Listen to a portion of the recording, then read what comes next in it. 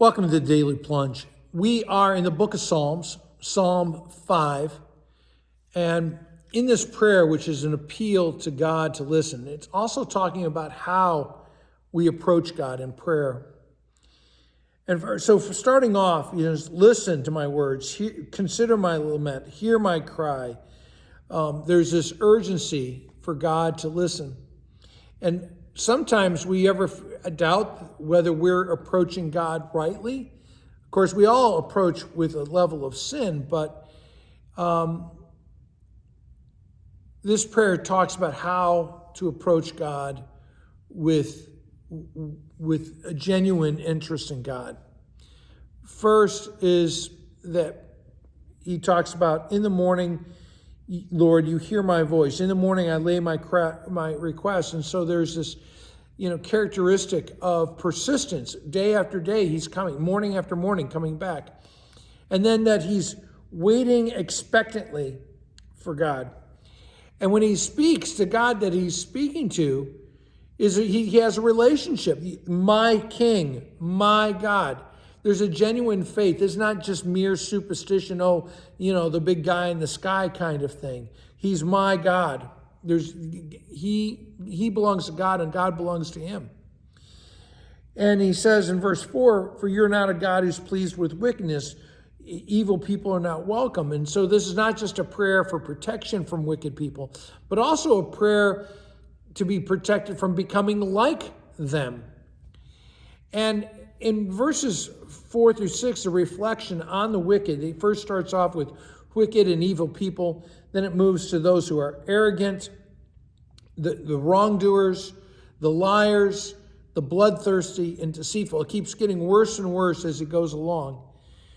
And he says, also what we hear is God's attitude towards them, how God views sin. And the words grow with intensity. God, you're not pleased. You don't take pleasure in evil. You hate all who do wrong.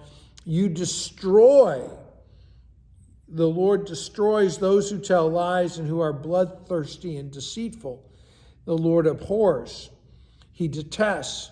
And so prayer in our time, this is a prayer for our time in that we can see that this wickedness is out in our world. And there's a deep sense of the sinfulness. And out of that conviction, we recognize that only God, only the Almighty, can stem the tide of sin.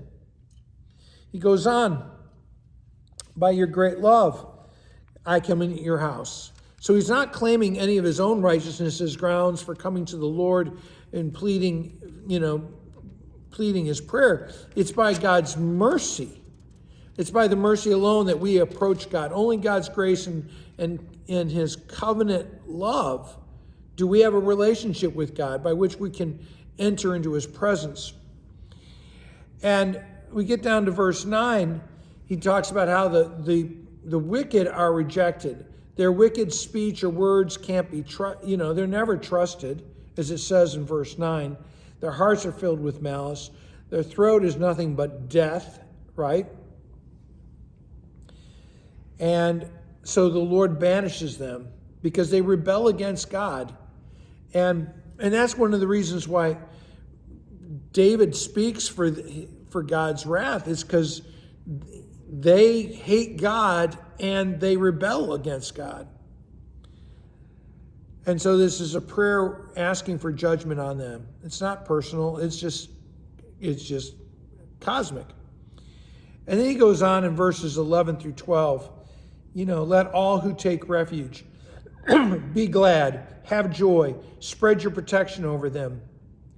May those who love your name rejoice in you. And the righteous are those, it says, surely the Lord will bless the righteous. And the righteous are not those who are perfect. The righteous are those who are right with God, who love God and have faith in God. They are, as Luther would say, they are under the shelter of heaven. Thanks, friends. Have a blessed day.